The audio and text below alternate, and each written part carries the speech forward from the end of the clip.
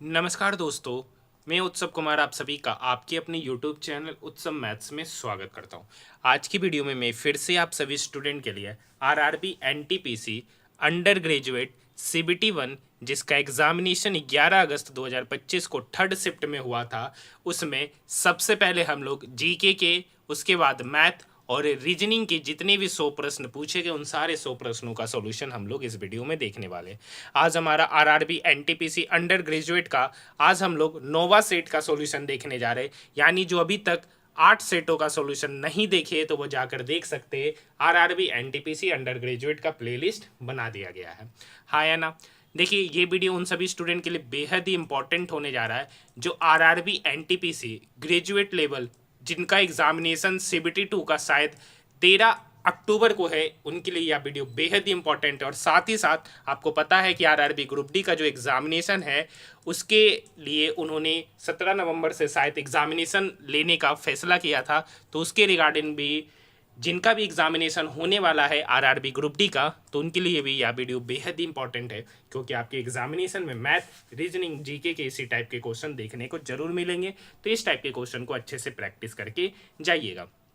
आइए, सबसे पहला क्वेश्चन आपके स्क्रीन के ऊपर ये रहा।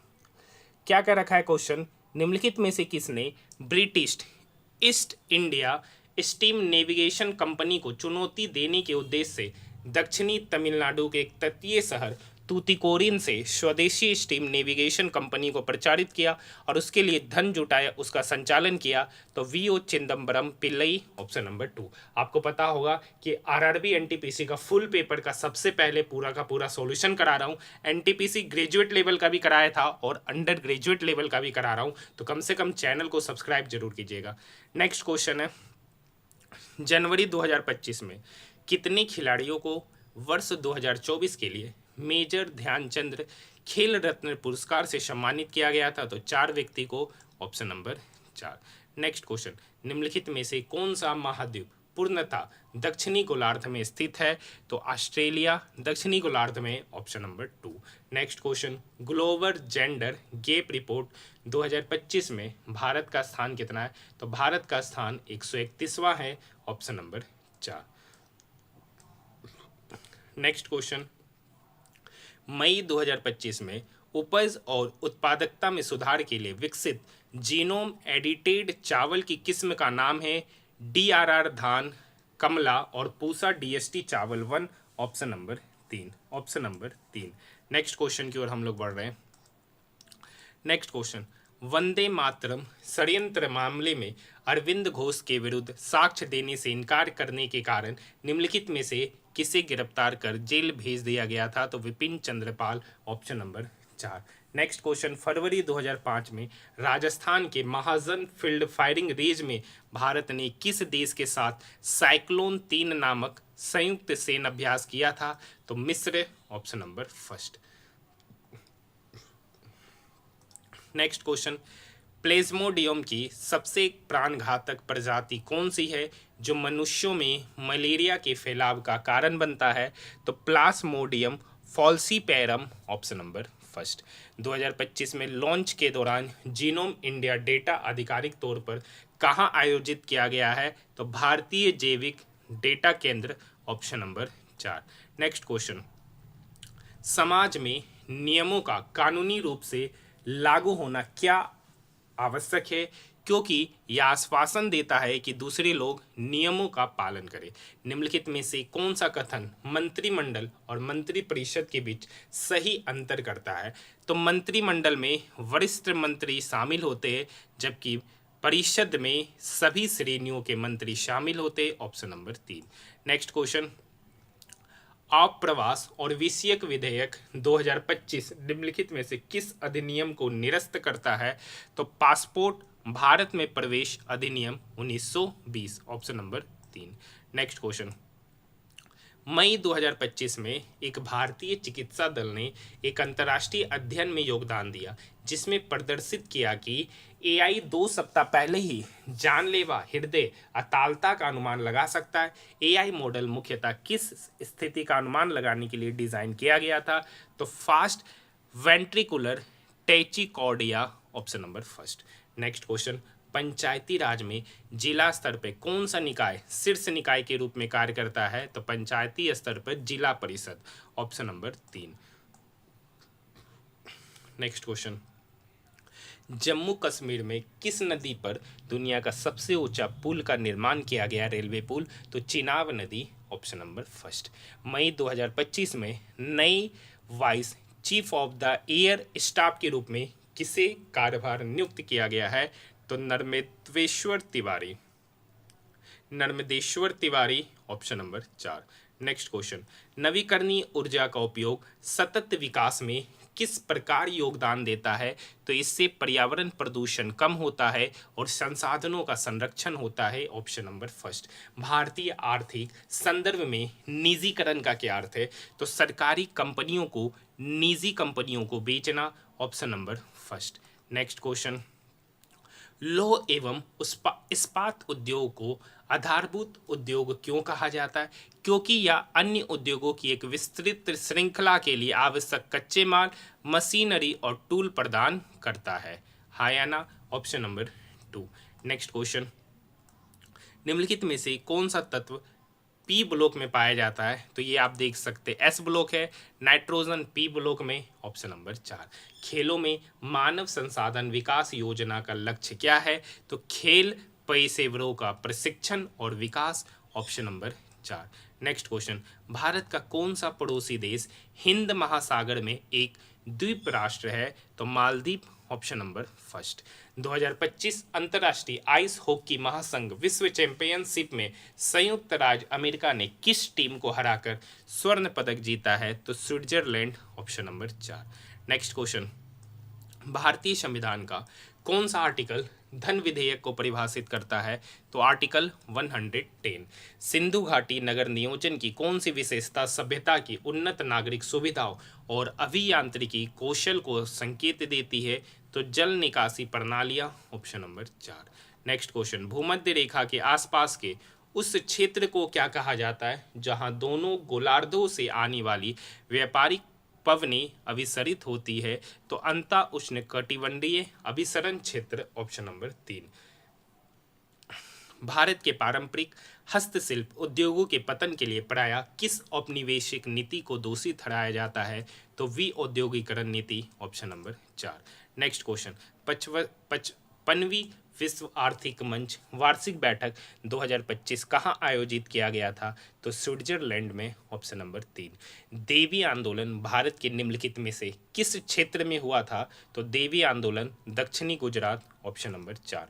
उस परिघटना को क्या कहा जाता है जब एक तार बर्फ के एक टुकड़े को बिना विपाटित किए हुए गुजारा जाता है और तार गुजरने के बाद जल पुनः जम जाता है?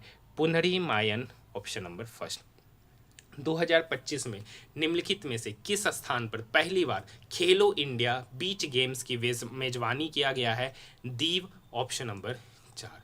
नेक्स्ट क्वेश्चन, निम्नलिखित में से कौन सा लैपटॉप प्रायः उपयोग किए जाने वाले ऑपरेटिंग सिस्टम का उदाहरण है? तो विंडोज 11, ऑप्शन नंबर 4। निम्नलिखित में से कौन सा राज्य का नीति निर्देशक सिद्धांत 44वां संविधान संशोधन 1978 द्वारा जोड़ा गया है?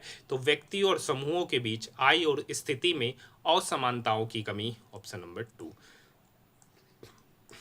फरवरी 2021 में निम्नलिखित में से किसमें संशोधन किया गया जिससे सड़क परिवहन और राजमार्ग मंत्रालय रोपवे और वैकल्पिक गतिशीलता समाधान के विकास की देखभाल करने में भी सक्षम होगा? तो भारत सरकार कार्य आवंटन नियम 1961, option number 3। Next question, 2025 Delhi cabinet में शिक्षा, महिला एवं बाल विकास मंत्री के रूप में किसने शपथ लिया था? तो रेखा गुप्ता, ऑप्शन नंबर 4। नीचे दिए गए विकल्पों में से भारत के मिजोरम राज्य में मुख्य रूप से बोली जाने वाली भाषाओं की पहचान कीजिए। तो मिजो, ऑप्शन नंबर 1। निम्नलिखित में से किस वेद में विश्ववारा, अपाला और घोषा जैसी कुछ महिला विद्वानों का नाम उल्लेखित है जिन्होंने मंत्रों की रचना की थी और ऋषि का पद प्राप्त किया था? तो ऋग्वेद, ऑप्शन नंबर 1। लाइसेंस राज शब्द भारतीय अर्थव्यवस्था में किस क्षेत्र से संबंधित है? तो लाइसेंस राज उद्योग, ऑप्शन नंबर 3। सार्वजनिक क्षेत्र का कौन सा संगठन भारत में भूतल परिवहन सेवाओं का सबसे बड़ा प्रदाता है? तो भारतीय रेलवे। भारतीय रेलवे ऑप्शन नंबर 4। निम्नलिखित में से कौन सी कंप्यूटर में प्राथमिक मेमोरी की एक विशेषता है या प्रोसेसिंग के दौरान त्वरित एक्सेस के लिए डेटा को अस्थायी रूप से रखती है? Option number 4। इसके बाद हम लोग मैथ के क्वेश्चन का सॉल्यूशन यहाँ पर देख रहे हैं। सबसे पहला क्वेश्चन आपकी स्क्रीन के ऊपर ये रहा, ठीक है। अब देखिए यहाँ पे 1 माइनस साइन अल्फा, यहाँ पे कोस अल्फा, तो एलसीएम क्या हो जाएगा सर? तो यहाँ पर एलसीएम हो जाएगा 1 minus sine alpha into cos alpha, हाँ या ना? तो अब 1 minus sine alpha into cos alpha, तो यहाँ 1 माइनस साइन अल्फा है तो एलसीएम आएगा कोस अल्फा, और cos alpha into cos alpha हो जाएगा कोस स्क्वायर अल्फा, यहाँ माइनस है। अब देखिए कोस अल्फा का टेबल में ये कितने बार में आएगा? 1 माइनस साइन अल्फा, और यहाँ 1 प्लस साइन अल्फा पहले से है तो यहाँ पर हो जाएगा 1 plus sine alpha into 1 minus sine alpha, हाँ या ना? अब देखिए ये तो हो गया sir cos square alpha minus, अब देखिए ए प्लस बी इंटू ए माइनस बी क्या होता है? ए स्क्वायर माइनस बी स्क्वायर, मतलब इसका मतलब हो गया 1 माइनस साइन स्क्वायर अल्फा। अब आपको पता है 1 माइनस साइन स्क्वायर अल्फा क्या होता है? नेक्स्ट स्टेप में कॉस स्क्वायर अल्फा बटे 1 minus sine alpha into cos alpha, हाँ या ना? अब बताइए ऊपर में क्या हो गया sir? Cos square alpha minus cos square alpha, zero, zero बटे समथिंग, जीरो बटे समथिंग इज इक्वल टू क्या हो जाएगा? जीरो। ऑप्शन की बात करेंगे ऑप्शन नंबर 2। यहाँ तक बात समझ में आई? नेक्स्ट क्वेश्चन, नेक्स्ट क्वेश्चन है दो क्रमागत समप्राकृतिक संख्याओं के वर्गों का योग। तो मान लेते हैं कि दो क्रमागत समप्राकृतिक संख्या कौन है? तो मान लेते हैं कि पहली समप्राकृतिक संख्या x है तो उसका क्रमागत विषम संख्या x प्लस 2 कहलाएगा। तो इन दोनों का योग पूछा जा रहा है, तो पहले बोल रहा उनके वर्गों का योग, मतलब पहला संख्या x है तो उसके वर्गों का योग x स्क्वायर, दूसरा संख्या x प्लस 2 है तो उसके वर्गों का योग x प्लस 2 का होल स्क्वायर, इसी का वैल्यू दे रखा 1460। अब यहाँ पर देखिए एक्स स्क्वायर, x प्लस 2 का होल स्क्वायर, तो यहाँ पर हो जाएगा ए प्लस बी का होल स्क्वायर यानी a square plus 2ab plus b square. अब ये 1460 इक्वल के इधर आएगा तो minus 1460 is equal to 0। X square plus x square 2x square plus 4x plus 4 minus 1460 तो इधर हो गया 1456 इज इक्वल टू 0। 2 कॉमन लेंगे तो यहाँ से हो जाएगा X square plus 2x minus 728 is equal to 0। ये इक्वेशन बना। 728 का फैक्टर निकालेंगे, इस तरीके से फैक्टराइज कीजिए कि उसका सब्ट्रैक्शन 2 आना चाहिए, उसका सब्ट्रैक्शन आना चाहिए 2। 728 से 2 दूनी 4 दूनी 8, 8 सत्ती 56, 56 गुना 13, मतलब इसका फैक्टर होगा, इसका फैक्टर होगा 8 गुना, इसका फैक्टर अगर हम निकालेंगे ना तो 2 गुना 2 गुना 2 8 से लग रहा है, ठीक है। फिर 8 सत्ती 7 से भी लग रहा है, 7 भी आएगा, फिर एक आएगा 13। तो अब इसको इस तरीके से करेंगे तो 13 दूनी 26, 7 दूनी 14 दूनी 28, मतलब इसके दो रूट्स निकलेगा, या तो 28 या तो 26। अब बात करेंगे इसका साइन क्या होगा, तो यहाँ पर देख सकते हैं सी का साइन क्या है सर? माइनस, सी का साइन माइनस, तो बी का साइन का मतलब छोटा वाला बी के साइन का, तो अगर सी नेगेटिव हो जाए तो छोटा वाला जो वैल्यू होगा, तो 26 और 28 में छोटा वैल्यू है 26, मतलब 26 बी का साइन यहाँ प्लस, और बड़ा वाला जो होगा बी का अपोजिट साइन, तो यहाँ प्लस है तो ये हो जाएगा माइनस 28, मतलब इसके दो रूट निकलेंगे, एक निकलेगा माइनस 28 और एक निकलेगा 26। अब क्या रखा है? संख्याओं का योग, तो यहाँ पर हमको इसका पॉजिटिव वैल्यू लेना है क्योंकि आंसर यहाँ सारा पॉजिटिव में, तो ये दोनों संख्याओं का योग यानी x प्लस 2 का मान।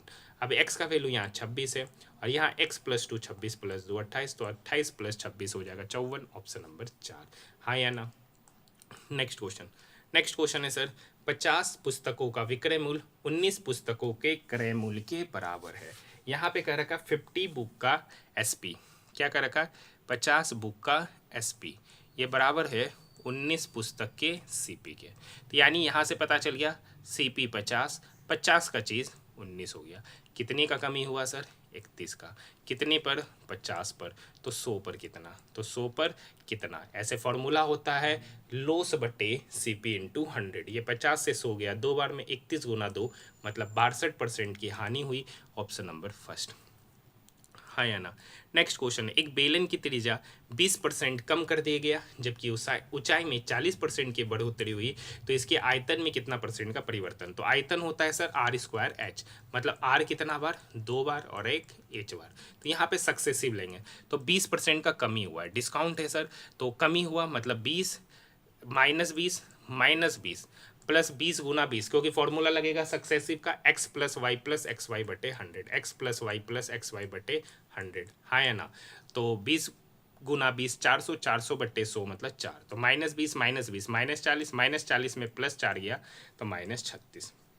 अब इस -36 का +40 के साथ, तो -36 और +40, यहाँ माइनस होगा, -36 गुना 40 बट्टे 100, हाँ या ना। देखिए 20 दूनी 40, 20 पंचे 100, तो यहाँ पर तो हो गया -36 + 40, तो यहाँ तो +4 होगा, -36 गुना 2 72, 72। अब देखिए यहाँ पर गुना 2 कर देते हैं अपने मन से, ये नहीं लिखेंगे, तो ऊपर भी 2 गुना करना पड़ेगा, तो 36 दूनी 72, 72 गुना 2 144, 144 बट्टे 10, तो यहाँ पर हो जाएगा 4 - 14.4, तो 4 - 14.4 मतलब -10.4% का कमी, माइनस साइन बता रहा है कमी का। ऑप्शन की बात करेंगे, ऑप्शन नंबर फर्स्ट। यहाँ तक बात समझ में आया कि नहीं समझ में आया? आइए नेक्स्ट क्वेश्चन की ओर बढ़ते हैं। नेक्स्ट क्वेश्चन का रखा है, किसी संख्या में 100% की वृद्धि करने पर वह संख्या 2800 हो जाता है। कितनी परसेंट का वृद्धि? 100। तो मान लेते हैं सर संख्या 100 है, तो 100 पर 100 का वृद्धि किए तो हो कितना गया? 200। तो इनका रेशियो क्या हो गया? 1:2। अब बढ़कर कितना हो गया? 2800, मतलब 2 यूनिट का ही वैल्यू 2800, तो 1 यूनिट का वैल्यू हो जाएगा 1400। 1 यूनिट का वैल्यू 1400, यही आपसे पूछा है 1 unit, option number 2। Next question, question number 6। Question number 6 पढ़िए। 4 वर्ष पहले एक पिता की आयु उसके पुत्र की आयु से दोगुनी से 37 वर्ष अधिक है। मतलब 4 वर्ष पहले, 4 वर्ष पहले पिता की आयु पुत्र की आयु, तो मान लेते हैं कि पुत्र की आयु x है, तो पिता की आयु उसके दोगुनी से 37 वर्ष अधिक, उसके दोगुना मतलब 2x से 37 वर्ष अधिक। ये कब है? 4 वर्ष पहले। तो वर्तमान में आयु क्या होगा? तो वर्तमान में जाने के लिए 4 जोड़ेंगे, तो 2x + 37 में 4 जोड़ेंगे तो 2x + 41, और सन का भी आयु 4 बढ़ जाएगा तो x + 4। अब क्या रखा? अब से कितने वर्ष बाद, मतलब वर्तमान से कितने वर्ष बाद उनकी आयु पुत्र की आयु की दुगनी हो जाएगी। तो मान लेते हैं m वर्ष बाद, तो इसमें भी m वर्ष बाद पुत्र की जो आयु होगी, मतलब पिता की जो आयु होगी वो पुत्र की आयु का दुगना हो जाएगा, हाँ या ना। बस यही काम करना था। अब यहाँ से सॉल्व करेंगे तो यहाँ तो हो गया 2x + 41 + m = 2x + 4 × 2 8 + 2m। अब देखिए ये +8, पहले ये 2x से 2x गया, ये 8 41 की तरफ गया तो 33, ये m 2m की तरफ गया तो 2m - m मतलब m का आयु 33, मतलब 33 वर्ष बाद उनका आयु डबल हो जाएगा, ऑप्शन नंबर 4, हाँ या ना। नेक्स्ट क्वेश्चन है, हिमांशु ने 199 रुपया में खिलौना खरीदा, उसे 9 रुपये की लागत से सजाया, मतलब 9 रुपया उसको लग गया सजाने पर, हाँ है ना। और उसके बाद उसको 231 में बेच दिया। अब देखिए 199 में खरीदे, 9 रुपया सजाने में लगा, तो टोटल कितना हो गया? 199 + 9 मतलब 208। अब 208 में खरीदे, 231 में बेचे, तो कितनी का प्रॉफिट हुआ? 208 का चीज़ को 231 पे 208 का चीज़ को 231 में बेचे तो प्रॉफिट हुआ, ठीक है। प्रॉफिट हो जाएगा 23 रुपये का, प्रॉफिट हो गया 23 का, कितने पे सर? 208 पे, क्योंकि यहाँ से यहाँ पे 23 का प्रॉफिट गुना 100 पर कितना, हाँ या ना। बस काटेंगे, ये 4 से कटा 25 बार में, ये 4 पंचे 20, 4 दूनी 8, 23 गुना 25, तो 25 दिया 75 का 5, बाकी 7, 25 दूनी 50 और 7 57, यानी 575 बटे 52% का प्रॉफिट, ऑप्शन नंबर 2, हाँ या ना। नेक्स्ट क्वेश्चन, 5 सदस्यों वाले परिवार का औसत वजन कितना है जिनका वजन 40 केजी, 49 केजी, 56 केजी, 74 केजी और 36 केजी है। देखिए औसत वजन पूछ रहा है, तो औसत क्या होता है सर? औसत होता है total sum by total observation या टोटल डाटा, हाँ या ना। टोटल सम तो 40, 49, 56 सबको जोड़ेंगे, 6 4 10, 10 6 16, 16 9 25 का 5, बाकी 2 4 2 6, 4 10, 5 15, 7 22, 3 25, टोटल सम हो गया 255 डिवाइडेड बाय टोटल डाटा यानी 5, 255 बाय 5 25 25, 5 एकम 5, मतलब एवरेज जो आयु हो जाएगा परिवार का वो 51 केजी हो जाएगा, option number first. Next question देखिए, एसआई का बिल्कुल आसान क्वेश्चन पूछा गया है सर, कर रखा है 400 रुपये की राशि है, ठीक है, 5.5 साल के लिए 16% की दर से एसआई, तो डिवाइडेड बाय 100, हाँ है ना। 00 से 00 गया। अब देखिए 5 × 4 20, तो 20 यहाँ 5.5 को 4 से गुना करेगा तो हो जाएगा 22। हाँ है ना, तो 22 को फिर 16 से, तो 16 दूनी 32 का 2 बाकी 3, 16 दूनी 32 और 3 352। ऑप्शन की बात करेंगे, ऑप्शन नंबर 2। यहाँ तक बात समझ में आई कि नहीं आई? कर रखा है क्वेश्चन नंबर 10, निम्नलिखित में से ये संख्या किससे विभाज्य? निम्नलिखित में से ये संख्या किससे विभाज्य? अब देखिए ये कैसा नंबर है सर? ओड नंबर, कुछ नहीं चेक करेंगे, ओड नंबर है तो ओड नंबर हमेशा ओड नंबर का ही टेबल में आएगा, इवन में तो कभी कोई चांसेस ही नहीं बनता। तो ये 2 से लगेगा नहीं, ये 12 से लगेगा नहीं, ये 4 से लगेगा नहीं, बस एक ही नंबर बचा 3, ऑप्शन नंबर 4। वैसे अगर आप इसका डिजिटल सम भी चेक कीजिएगा तो वो 3 से लगता हुआ नजर आ जाएगा, लेकिन इससे बढ़िया ओड नंबर ही देख लीजिए। अब देखिए क्वेश्चन नंबर 11, जब मैंने आपको ज्योमेट्री का मोस्ट इंपॉर्टेंट टॉप 50 क्वेश्चंस कराया था तो उसमें मैंने बोला था कि इस टाइप के क्वेश्चन को कर लीजिए, बार बार आपके एग्जामिनेशन में देखने को मिलेगा और वही सारे क्वेश्चन आरआरबी एनटीपीसी यूजी में पूछा गया था। हाँ या ना, ये भी क्वेश्चन मैंने ऑलरेडी आपको कराया है। हाँ या ना, ए बी सी डी एक चतुर्भुज है, ए बी सी डी एक क्या है? चतुर्भुज, ए बी सी डी। अब कह रखा है ए बी और डी सी पैरेलल है, कह रखा है इसका विकर्ण है ए सी, इसका विकर्ण है ए सी और बी डी। अब ए सी और बी डी के विकर्ण में 2 पॉइंट है ई और एफ, उसमें कहीं पर 2 पॉइंट है ई और एफ, तो कह रखा है इस ई एफ की ई और एफ है। यहाँ पर ए बी दे दिया 45 और बी सी दे दिया 96, डी सी दे दिया 53 और ए डी दे दिया 37। कह रखा है ई एफ की लंबाई, मतलब ये ई एफ आपसे पूछा जा रहा है। तो देखिए अगर इस टाइप का कभी भी कंडीशन हो और ये ई एफ आपसे पूछे जो कि आप उसके विकर्ण पर बनता हुआ लाइन होगा, ठीक है, तो उस ए एफ की लंबाई के लिए क्या करेंगे, जो पैरेलल साइड है उस पैरेलल साइड के डिफरेंस का आधा, पैरेलल साइड है 53 और 45, उनका डिफरेंस हो गया तो 53 में से 45 गया, उनके डिफरेंस का क्या बोले? आधा। वहाँ पे समझाए थे तो 53 में से 45 गया 8, 8 डिवाइडेड बाय 2 मतलब 4, ऑप्शन नंबर 2। हाँ या ना? नेक्स्ट क्वेश्चन, नेक्स्ट क्वेश्चन देखिए, इसको 2 तरीके से हम लोग बना सकते हैं, ठीक है, ऐसा नहीं है कि इस क्वेश्चन को एक ही तरीके से बनाया जा सकता। हम लोग पहले सिंपल वे में देखते हैं फिर एलिगेशन लगाएंगे। देखिए कह रखा है पहले 3030 खत्म कर देते हैं। कह रखा है एक जिले की जनसंख्या 356 है, हाँ या ना, उस 356 में 39% जनसंख्या साक्षर है, ठीक है, इज इक्वल टू, अब उसमें से 178 पुरुष है और पुरुष में 59 यूनिट क्या है? साक्षर है, परसेंटेज साक्षर है। तो महिला कितना होगा? तो 356 में 178 पुरुष है तो महिला भी होगा 178, क्योंकि 356 में 178 घटाएंगे तो 178। तो मान लेते हैं कि 178 का x% महिला साक्षर है, हाँ या ना। अब देखिए यहाँ 178, यहाँ 178, इस 356 को कितने बार में काटेगा? 2 बार में। 39 गुना 2 इधर हो गया 78, ये 59 इक्वल के उधर गया तो -59 इधर बचा x, तो यहाँ से x बराबर हो गया 18 में से 9 गया 9 और 6 में से 5 गया 1, मतलब x मतलब कितनी प्रतिशत महिलाएं साक्षर है? तो 19% हो जाएगा, ऑप्शन नंबर फर्स्ट। यहाँ तक बात समझ में आई कि नहीं आई?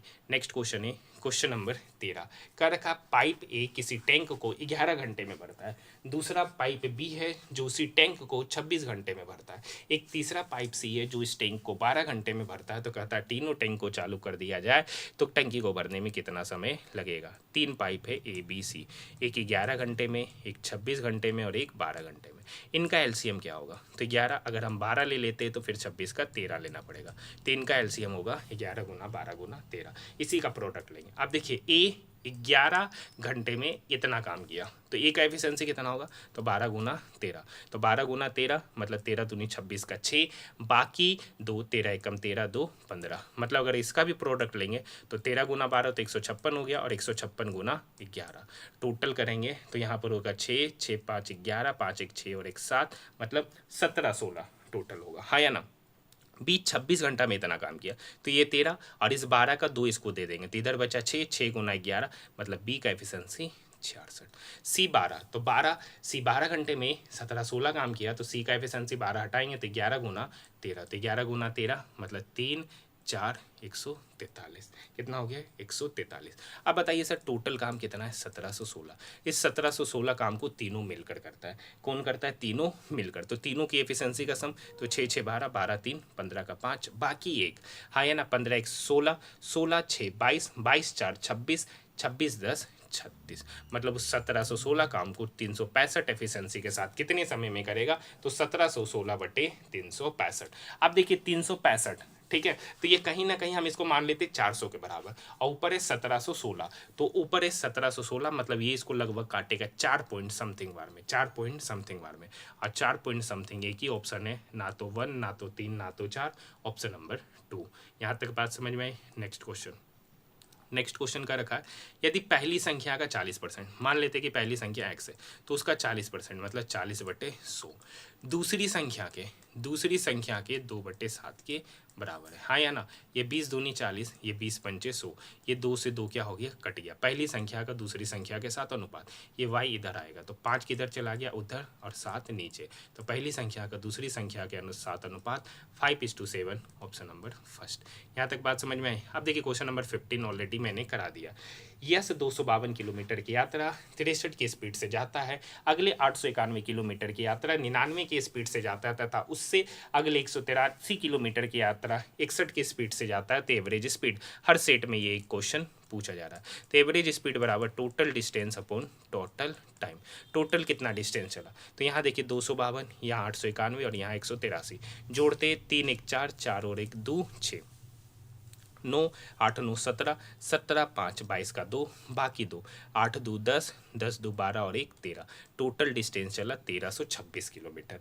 अब 252 किलोमीटर 63 की स्पीड से गया, तो 252 किलोमीटर अगर 63 की स्पीड से गया तो समय कितना लगा, 4 12, मतलब 4 घंटा, प्लस 891 किलोमीटर 99 की स्पीड से गया तो समय कितना लगा, 9 में 81, 9 में 81, मतलब यहाँ पे लगा 9 घंटा। 183 किलोमीटर 61 की स्पीड से गया तो यहाँ पे समय लगा 3 घंटा, हाँ या ना। तो टोटल डिस्टेंस हो गया 1326 और टोटल समय हो गया 9 3 12 4 16, तो 1326/16 किलोमीटर पर आवर इसका एवरेज स्पीड होगा। काटेंगे सर, ठीक है, 16 8 128, 4 बचेगा 46, 16 दूनी 32, 16 दूनी 32, 14 140, फिर 16 8 128, फिर रिमाइंडर 12 बचेगा, तो लगभग 82.8 के लगभग हो जाएगा। ऑप्शन की बात करेंगे, ऑप्शन नंबर 3, हाँ या ना। नेक्स्ट क्वेश्चन देखिए, बार बार इस टाइप के क्वेश्चन आपके एग्जामिनेशन में बार बार पूछे गए हैं। आरपीएफ एसआई का तो हर एक सेट में, कांस्टेबल का हर एक सेट में ये क्वेश्चन पूछा गया है। ऐसा नहीं है कि मैंने कराया नहीं है, 40-50 बार तो ये खुद क्वेश्चन करा चुके होंगे, हाँ या ना।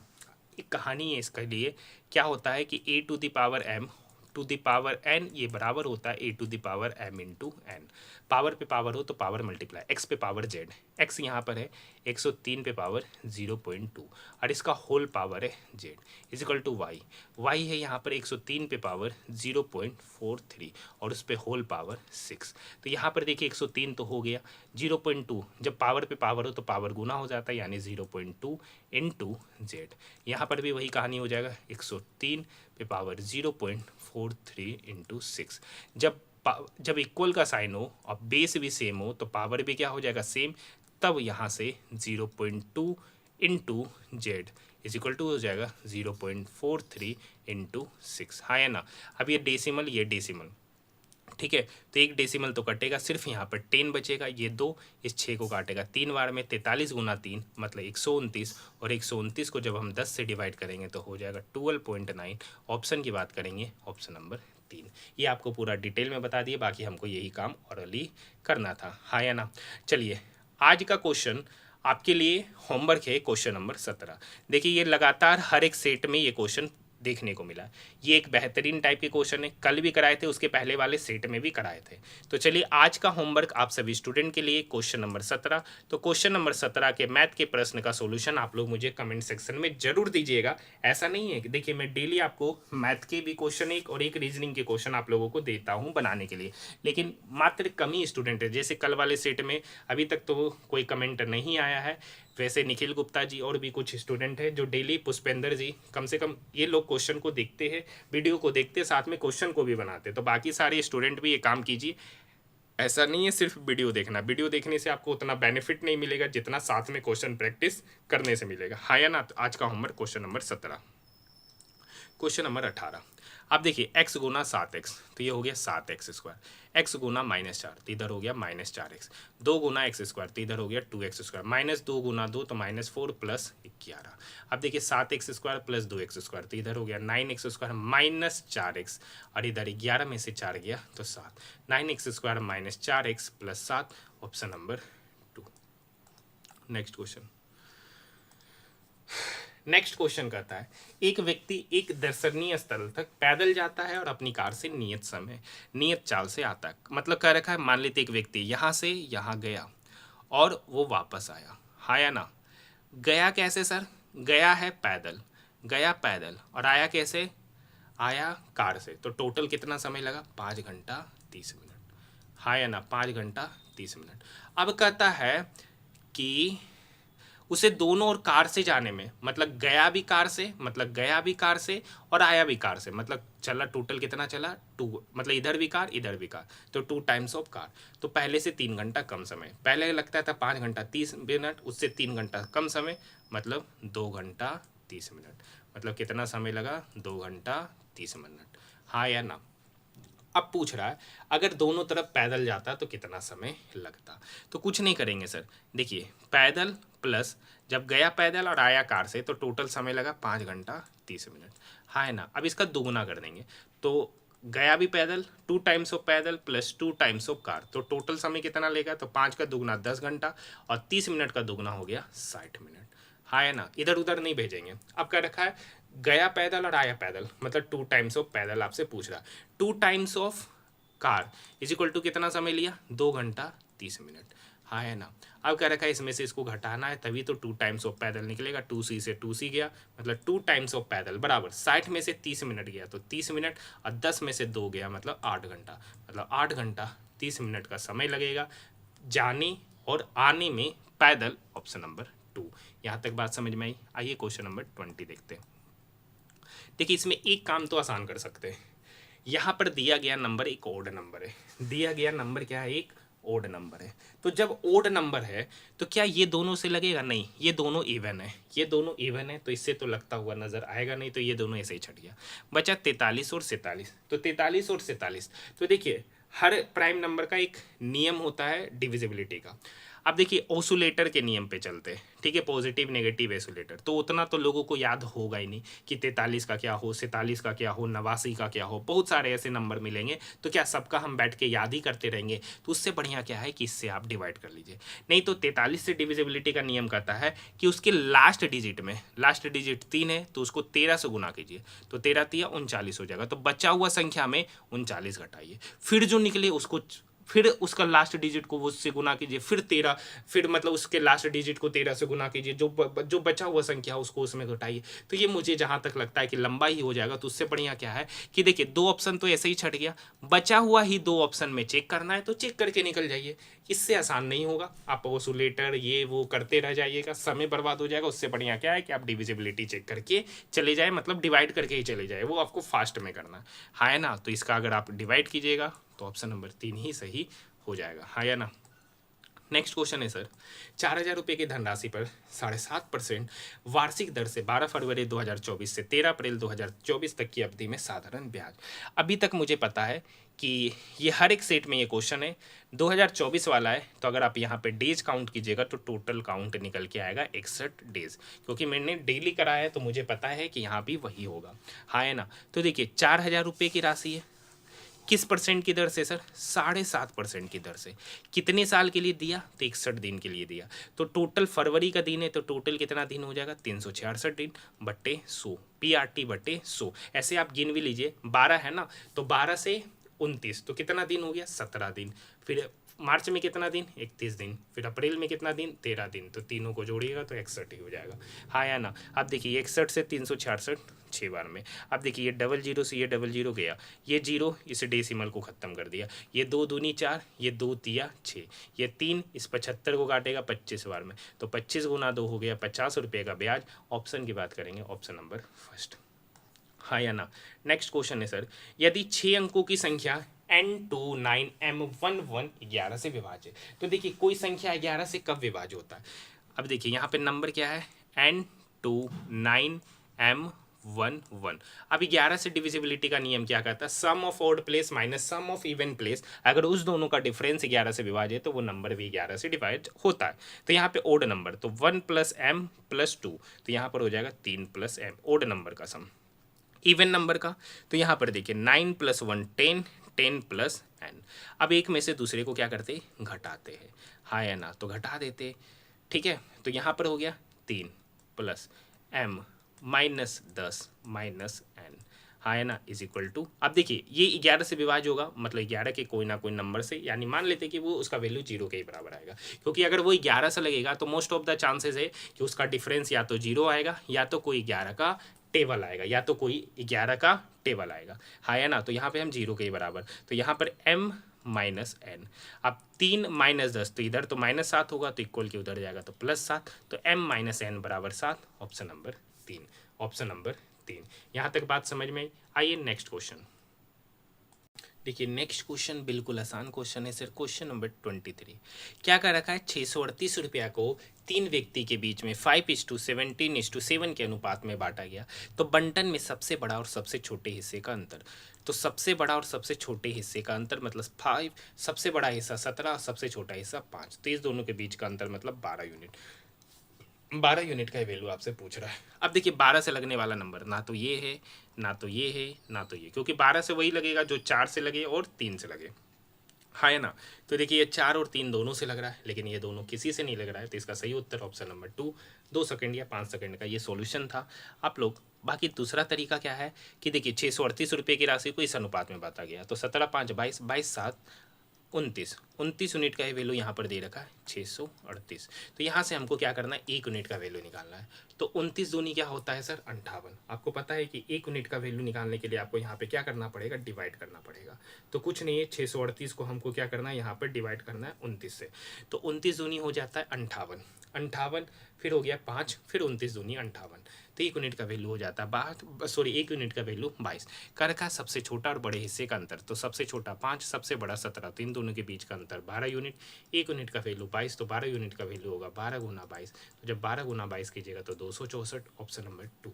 नेक्स्ट क्वेश्चन है 182 का स्क्वायर, 182 का स्क्वायर। अब देखिए इसका बेस पहले पता करेंगे, तो इसका बेस है सर 200 के पास, तो 200 से कितना कम है, 200 से कितना कम है, तो 200 से 18 कम है, 200 से कितना कम है 18, तो 18 का स्क्वायर होता है 324। 200 से कितना कम है 18, तो 18 का स्क्वायर होता है 324, मतलब इसका लास्ट 2 डिजिट लिखेंगे 24। अब देखिए एक ही ऑप्शन होगा, बाकी करने की आवश्यकता ही नहीं है, ऑप्शन नंबर 4, किसका लास्ट का 2 डिजिट 24 है, ऑप्शन नंबर 4। बाकी तरीका क्या है, जितना कम है उसको 182 में क्या करते घटाते, तो यहाँ पर 18 कम है, 200 में 18 कम है, तो उसको 182 में क्या कर देते घटा देते, तो 12 में से 8 गया 4, 7 में से 1 गया 6, 164। अब जो 164 निकल के आया है ना, उसमें उसका मल्टीपल से गुना करते हैं, तो 200 का मल्टीपल होता है 2, तो 164 में 2 गुना करेंगे तो 4 दूनी 8, 6 दूनी 12, 2 और 1 3, 328। अब देखिए जो 324 लिखाया था उस 324 का 2 ही डिजिट लिखे थे, 3 कैरी बचा, तो इस 3 कैरी को 328 में जोड़ेंगे, तो 328 + 3 331, इसका स्क्वायर हो जाएगा। बाकी हमको पूरा करना भी नहीं है, ऑप्शन नंबर 4 इसका उत्तर निकल कर आ जाएगा। नेक्स्ट क्वेश्चन, एक बेलनाकार छड़ का बाह्यवक्र पृष्ठीय क्षेत्रफल इतना दे रखा और लंबाई दे रखा है, तो रेडियस पूछा। अब बताइए सर, बेलन का वक्र पृष्ठीय क्षेत्रफल होता है 2πr/h, और इसी का वैल्यू यहाँ पर 2200 है। 2 पाई का वैल्यू होता है 22/7, रेडियस आपको निकालना है, और हाइट यहाँ पर दे रखा है 16 = 2200, हाँ या ना। अब ये 22 इस 2200 को काटेगा सर 100 बार में, अब ये 4 चौक 16, ये 4 को काटेगा 25 बार में। अब ये देखिए 4 × 2, तो ऊपर में हो गया 8r/7 = 25, तो यहाँ से r निकलेगा 25 × 7 175/8 = 8 दूनी 16, 1 15, 8 एकम 8, 7 0 8 8 64, मतलब 21.8 के लगभग, 21.8, मतलब ऑप्शन नंबर 4, हाँ या ना। नेक्स्ट क्वेश्चन है क्वेश्चन नंबर 26, प्रथम 154 सम संख्याओं का औसत। तो देखिए सम संख्याओं का औसत का फॉर्मूला होता है n+1। ये आता कैसे है तो पहले बताते हैं, n सम संख्याओं का योग होता है n × n+1, हाँ है ना। अब कहेगा औसत निकालने के लिए, तो n संख्या है तो n से डिवाइड करेंगे तो औसत निकल के आता है n+1। तो 154 सम संख्याओं का औसत हो जाएगा, तो 154 + 1 मतलब 155, ऑप्शन नंबर फर्स्ट। हाँ या ना। नेक्स्ट क्वेश्चन कर रखा है सर, लोकेश और मनोज दो व्यक्ति है, लोकेश और मनोज। लोकेश किसी काम को 11 दिन में, मनोज उसी काम को 15 दिन में। तो 11 और 15 का एलसीएम हो गया 5, 6, 165, क्योंकि इसका एलसीएम होगा, इको प्राइम नंबर है, ठीक है, तो इसका एलसीएम इस दोनों का प्रोडक्ट होगा। एल 11 दिन में 165 काम किया तो एल का एफिशिएंसी 15, एम 15 दिन में 165 काम किया तो एम का एफिशिएंसी 11। अब कहता है उन्होंने साथ में मिलकर कार्य किया, 5 दिन बाद मनोज ने काम करना छोड़ दिया। दोनों ने साथ में मिलकर कार्य किया, तो दोनों एक दिन में कितना करेगा, तो 15 + 11 26 काम करेगा। तो 5 दिन में टोटल कितना काम किया, तो 26 × 5 मतलब टोटल काम हुआ 130। अब 165 में 130 काम किया तो बचा कितना काम, 35 काम। अब उसके बाद मनोज कार छोड़ के चला गया, तो बचा हुआ काम को कौन करेगा, लोकेश। तो लोकेश कितने दिन में करेगा, तो बचा हुआ काम है 35। अब उस 35 काम को 15 एफिशिएंसी के साथ करेगा तो कितना दिन में करेगा, बचा हुआ काम को 35/15, तो 5 × 7 = 35, 25 × 15, तो 60/3 डेज। 7/3 डेज मतलब 2:1/3 डेज में वो कार्य समाप्त होगा, ऑप्शन नंबर फर्स्ट। हाँ या ना। नेक्स्ट क्वेश्चन का रखा है 20% और 10% की दो क्रमिक छूट का लाभ उठाकर ग्राहक को इतना में छूट मिलता है, तो वस्तु का अंकित मूल्य पूछा जा रहा है। तो देखिए छूट का सक्सेसिव होता है सर, आपको बता देते x + y - xy/100। तो 20 + 10 30, 30 माइनस 20 × 10 200, 200/100 मतलब 30 में से 2 गया मतलब 28%। अब यहाँ पे 28% या इसको 28 यूनिट भी बोल दीजिए, तो 28 यूनिट का वैल्यू दे रखा है 23,800। तो 1 यूनिट का वैल्यू कितना होगा, तो 1 यूनिट का वैल्यू हो जाएगा, तो 1 यूनिट का वैल्यू यहाँ से हम इसको क्या करेंगे, डिवाइड करेंगे, तो 28 अट्ठे, ठीक है, 28 पंचे तो 850। 1 यूनिट का वैल्यू निकल के आ गया 850। तो आपसे पूछ रहा है वस्तु का अंकित मूल्य, तो मान लेते कि एक वस्तु का अंकित मूल्य 100 था, 100 पे 28 यूनिट का डिस्काउंट दिया, 100 पर 28 यूनिट का डिस्काउंट दिया, तो ठीक है, तो 1 यूनिट का वैल्यू 850, तो 100 यूनिट का वैल्यू कितना होगा, 850 × 100 मतलब 85,000। ऑप्शन की बात करेंगे, ऑप्शन नंबर 2। कर रखा है 393 और 401 के बीच स्थित अभाज्य संख्याओं की संख्या कितनी है और इन दोनों संख्याओं को भी शामिल करना है। तो 393 तो होगा नहीं, 394 भी नहीं होगा, 395 भी नहीं होगा, 396 भी नहीं होगा, क्योंकि ये सब 2 5 से लग रहा है। उसके बाद आएगा 397, फिर 398 भी नहीं होगा, 399 भी नहीं होगा, 399 भी नहीं होगा क्योंकि 3 से लग रहा है, फिर 400 किसी ना किसी से लग रहा है, 0 से लग रहा है, सॉरी 10 से लग रहा है, 5 से लग रहा है, फिर आएगा 401 भी किसी से नहीं लगता है, तो टोटल 2 संख्या है, ऑप्शन नंबर 2। हाँ या ना। नेक्स्ट क्वेश्चन है, एक वस्तु का अंकित मूल्य 4000 है, इस पर 25% और 20% का दो क्रमिक छूट दिया, तो उस वस्तु का अंतिम मूल्य पूछ रहा है। तो मान लेते हैं कि एक वस्तु का मूल्य दे ही रखा है, इस पर 25% का छूट दिया, तो बेचे कितना पे 75%, और 75% का वैल्यू होता है 3/4। फिर इस पर 20% का छूट दिया, तो 20% का छूट दिया तो बेचे कितने पे, उसका 80% पे, 80% का फ्रैक्शन वैल्यू होता है 4/5। 4 से 4 गया, ये 5 इस 4000 को काटेगा 800 बार में, 800 × 3 हो गया सर 2400 रुपया, मतलब उसका अंतिम मूल्य हो जाएगा 2400, ऑप्शन नंबर 2। तो अभी तक हमने 11 अगस्त थर्ड शिफ्ट का जीके और मैथ का सॉल्यूशन कंप्लीट देख लिया। अब हम लोग रीजनिंग का सॉल्यूशन देखने जा रहे हैं। कौन कौन से ऐसे स्टूडेंट है जो पूरा का पूरा पेपर का सॉल्यूशन देखते हैं, तो कमेंट सेक्शन में कमेंट जरूर कीजिएगा। जो सिर्फ मैथ का सॉल्यूशन देखते हैं वो कम से कम कमेंट करके बताइएगा कि मैं मैथ देखने के लिए आता हूँ, ठीक है। बाकी वीडियो कैसा लगा कमेंट सेक्शन में कमेंट जरूर कीजिएगा। और आपको पता है कि सबसे पहले मैं आपको आरआरबी एनटीपीसी ग्रेजुएट लेवल का पूरा सॉल्यूशन कराया हूँ, सर्च करके आप देख सकते हैं। उसके बाद हमने सबसे पहले, अगर आप सर्च कीजिएगा तो सबसे पहले एनटीपीसी अंडर ग्रेजुएट का फुल पेपर का सॉल्यूशन आप सभी स्टूडेंट के लिए लेकर आए। लाइफ इज गुड के लिए इतना, सी लव्स लाइफ, तो लाइफ इज गुड और सी लव्स लाइफ में लाइफ कॉमन वर्ड है, तो उसके लिए कुट क्या होगा, तो ऊपर में TURON है, यहाँ पर एक KOIN है, तो NA दोनों के लिए कुट वर्ड, ऑप्शन नंबर 3। देखिए क्वेश्चन नंबर 2, ये तो क्वेश्चन कराते नहीं, आपको शुरू से ही पता होगा, इसको मैं स्किप कर देता हूँ। 2 टाइप के क्वेश्चन, एक बोर्ड मास वाला और एक डायरेक्शन वाला, दोनों स्किप कर देते क्योंकि आसान क्वेश्चन होता है, सारा क्वेश्चन ऑलरेडी करा देते हैं। हाँ या ना, 1-2 क्वेश्चन आसान होता है उसको स्किप कर देते हैं। क्या रखा है, सुमन अपनी कक्षा से 22वां, शीर्ष से 22वां और नीचे से 13वां, तो इस टाइप के क्वेश्चन को बताए थे। इस दोनों को जोड़ दीजिए और 1 घटा दीजिए, तो 22 + 13 हो गया 35 और उसमें से एक घटा देंगे तो 35 में से एक घट गया 34, ऑप्शन नंबर 2। हाँ है ना। नेक्स्ट क्वेश्चन देखिए, एन से R, O P Q R, R से भी, एस टी यू भी, मतलब चौथा चौथा पोजीशन आगे। तो एन होता है 14, 14 से 4 पहले मतलब जे, जे मतलब 10, मतलब 10 मतलब जे। अब देखिए के से ओ, के एल एम एन ओ, चौथा पोजीशन आगे, तो वही चौथा चौथा आगे बढ़ रहा है। तो के से चौथा पोजीशन पहले, तो जे के 11 होता है, तो चौथा पोजीशन पहले मतलब 7, तो 7 के लिए क्या होता है जी, मतलब जे के पहले जी। उसी तरीके से एफ से जे, एफ जी एच आई जे, चौथा पोजीशन बाद। ई एफ, एफ होता है 5वां पोजीशन, तो 5 से 4 पहले होगा बी, तो जे जी बी, ऑप्शन नंबर 2। हाँ या ना।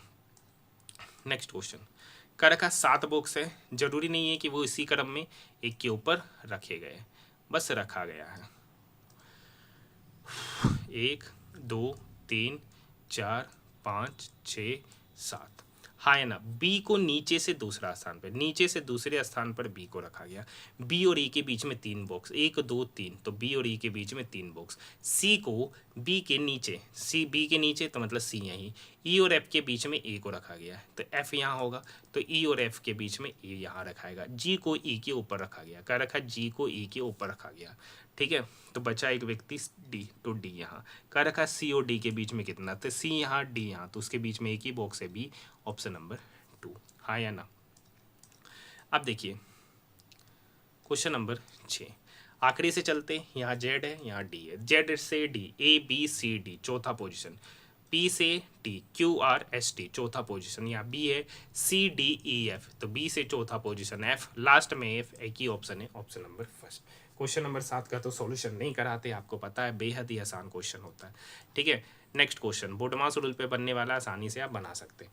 यहाँ पर देखिए 81 एक्स 36 21 11 6, तो यहाँ 6 से 11 5, 11 से 21 10, 21 से 36 15। तो देखिए सब में 5 जोड़े, यहाँ 5 जोड़े, यहाँ भी 5 जोड़े, तो यहाँ भी 5 जोड़ेंगे, तो 15 में 5 जोड़े 20, तो 36 में 20 जोड़ेंगे तो हो जाएगा 56। यहाँ पे हो गया नंबर 56, ऑप्शन नंबर 2। हाँ या ना। क्वेश्चन नंबर 9, क्वेश्चन नंबर 9 का रखा, ऐसे कितने प्रतीक है जिनके पहले ओड नंबर और बाद में एक इवन नंबर, मतलब प्रतीक के पहले ओड बाद में इवन। देखिए प्रतीक के पहले ओड बाद में इवन, तो देखिए यहाँ प्रतीक है, प्रतीक के पहले ओड बाद में इवन, एक यहाँ पे बना। देखिए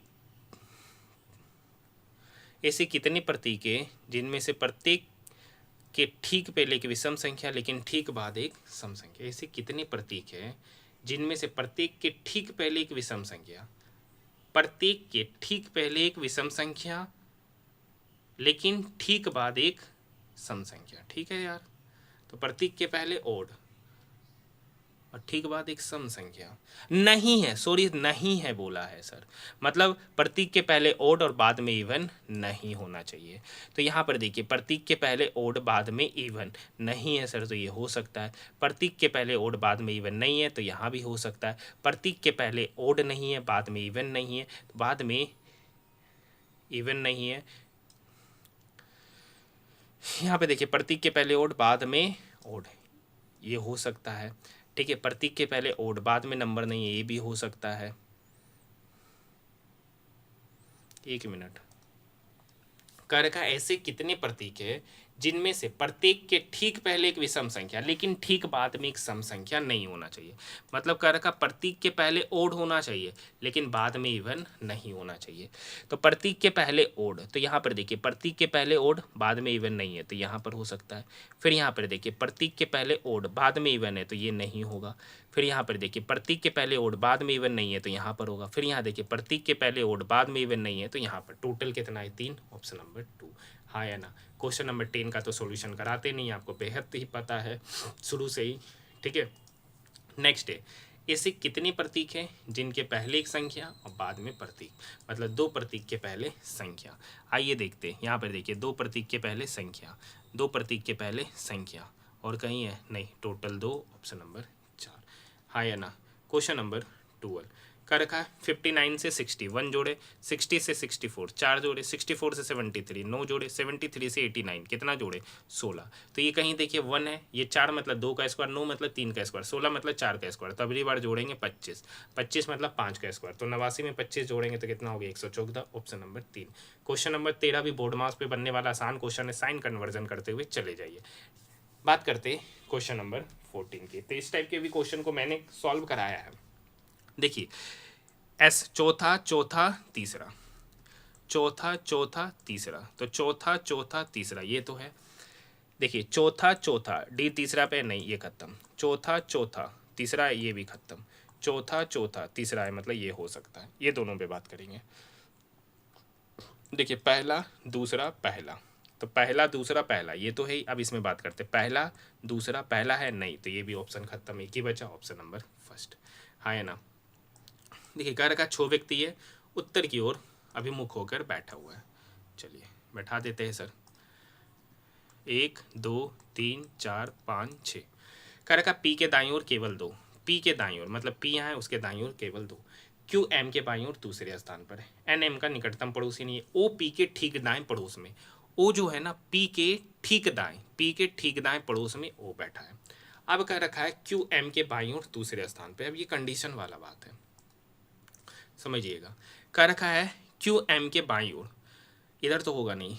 क्यू जो है ना, क्यू जो है एम के बाईं ओर दूसरे स्थान पर, और कहीं हो सकता है और कहीं नहीं होगा। अगर हम यहाँ क्यू बैठाते तो एम होगा नहीं, तो क्यू एम के बाईं ओर दूसरे स्थान पर। और कह रखा एन एम का पड़ोसी नहीं है, मतलब एन यहाँ पर होगा नहीं, तो एन कहाँ बैठेगा यहाँ पर।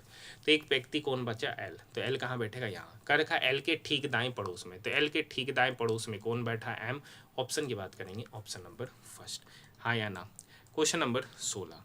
तो आपको पता है इस टाइप के क्वेश्चन को बनाने का तरीका है कि 3 में सिमिलरिटी होगा, 1 में नहीं। जो सिमिलर नहीं है वही इस क्वेश्चन का क्या कहलाएगा, सही उत्तर। अब यहाँ देखिए बी से H, B C D E F G H छठा पोजीशन, जे से O, J K L M N O पांचवा पोजीशन, एच से N, H I J K L M N छठा, ई से के छठा। तो यही असंगत हो गया, option number 2। Next question, question number 17। अब देखिए बी के बाद सी डी छोड़कर ई, बी सी डी ई तीसरा पोजीशन, ई के बाद एफ जी दूसरा पोजीशन, ई से H, F G H, F G H तीसरा, एच के बाद जे आई जे दूसरा, 3 2, जी के बाद एच आई जे के चौथा, ये तो होगा नहीं। जी के बाद एल, जी होगा नहीं। जी H I J K L, ये भी नहीं होगा। एच के बाद के, एच आई जे के तीसरा पोजीशन, और के से एम, के से एम, एल एम दूसरा पोजीशन, मतलब ये हो सकता है। एच के बाद के, एच आई जे के तीसरा पोजीशन, और के के बाद एन तीसरा होगा, तो ये भी गलत, ऑप्शन नंबर 3। हाँ या ना। तो चलिए क्वेश्चन नंबर 18, आज का जो होमवर्क है आप सभी लोगों के लिए क्वेश्चन नंबर 18 है। इसमें आपको इस क्वेश्चन को आपको 2 पॉसिबिलिटी से लेकर जाना। आसान क्वेश्चन नहीं है, ऐसा नहीं सोचिएगा कि हार्ड क्वेश्चन है। बस थोड़ा सा आपको यहाँ पर 2 कंडीशन क्रिएट करना और एक को स्किप करना है, ठीक है। बाकी ये सब क्वेश्चन मैंने ऑलरेडी कराया, ऐसा नहीं है कि नहीं कराया है, ठीक है। तो इस क्वेश्चन को एक बार आप खुद से ट्राई कीजिए, और बनेगा, बिल्कुल बनेगा सर, ऐसा नहीं है कि नहीं बनेगा। 7 बक्से एक के ऊपर एक रखे, लेकिन जरूरी नहीं है कि वो सी क्रम में रखेंगे। तो 7 बक्सा है, 1 2 3 4 5 6 7। कर रखा केवल ए को डी के ऊपर, कर रखा केवल ए को डी के ऊपर रखा गया, मतलब सिर्फ ए को है ना, केवल ए को डी के ऊपर रखा गया, बाकी सबको डी के नीचे। केवल ई को डी और एफ के बीच में रखा गया, केवल ई को डी और एफ के बीच में रखा गया। केवल बी को जी के नीचे रखा गया, कर रखा केवल बी को जी के नीचे रखा गया। तो एफ के नीचे, तो एफ यहाँ है, तो एफ के नीचे 1 2 3, टोटल 3, ऑप्शन नंबर 2। हाँ या ना।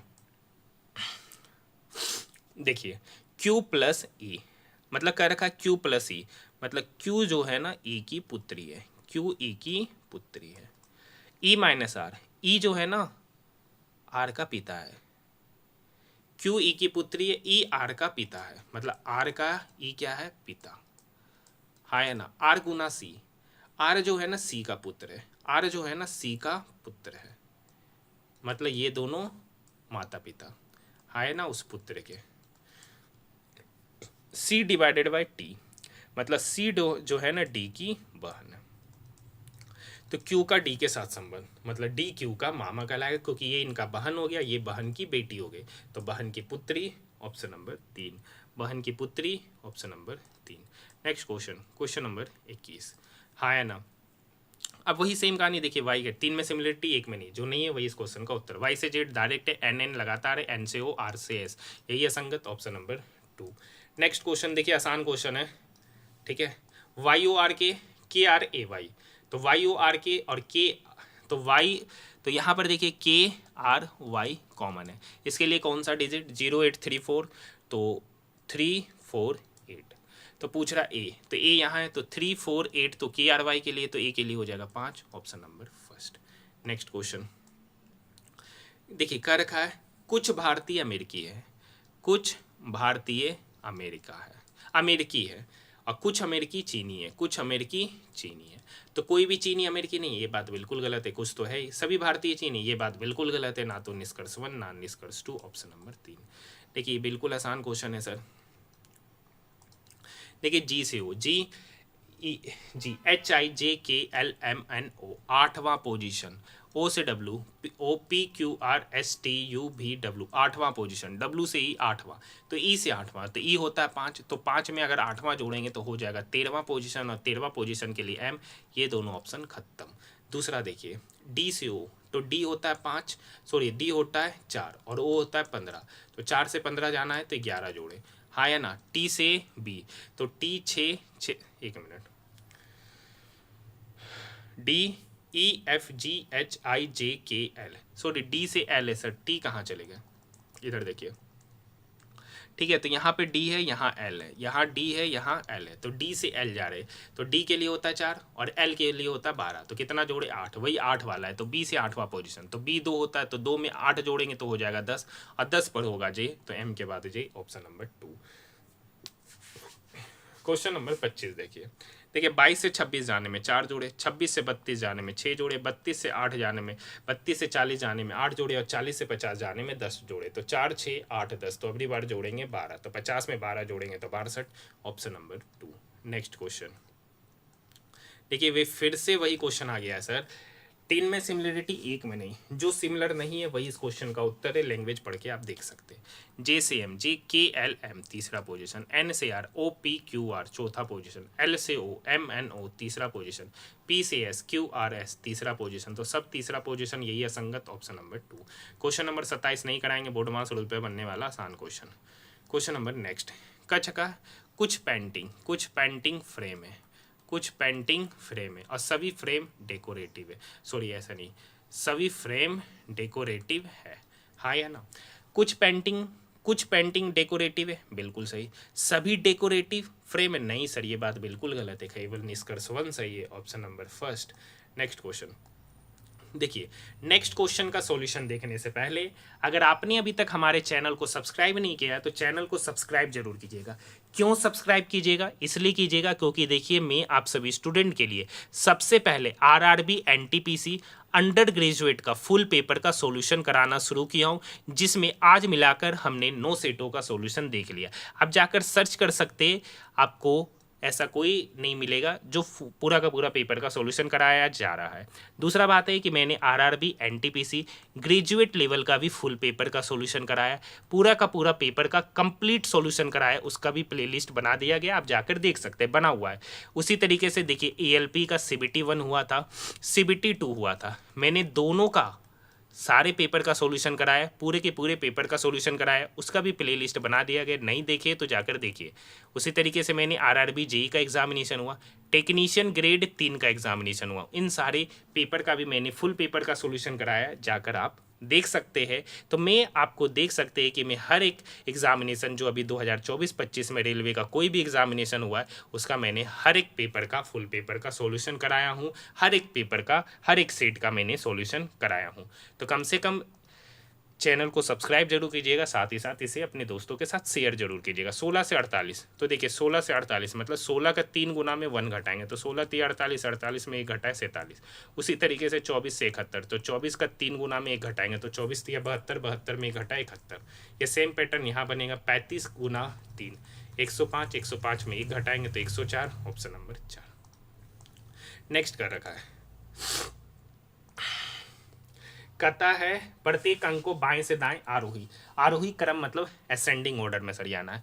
तो इस प्रकार बनी नई संख्या में बाएं से दूसरा और दाएं से दूसरा, तो पहले यहाँ पर 1 हो जाएगा, फिर 2, फिर 3, फिर 4, फिर 7, फिर 8, फिर 9 का रखा बाएं से दूसरा, तो बाएं से दूसरा 2, दाएं से दूसरा 8, इस दोनों का सम पूछा है, तो 8 + 2 हो जाएगा 10, ऑप्शन नंबर 4। तो आज हमारा आरआरबी एनटीपीसी अंडर ग्रेजुएट का 11 अगस्त का थर्ड शिफ्ट का पेपर यहीं पे समाप्त होता है। इसके बाद हम लोग नेक्स्ट सेट का सॉल्यूशन देखेंगे।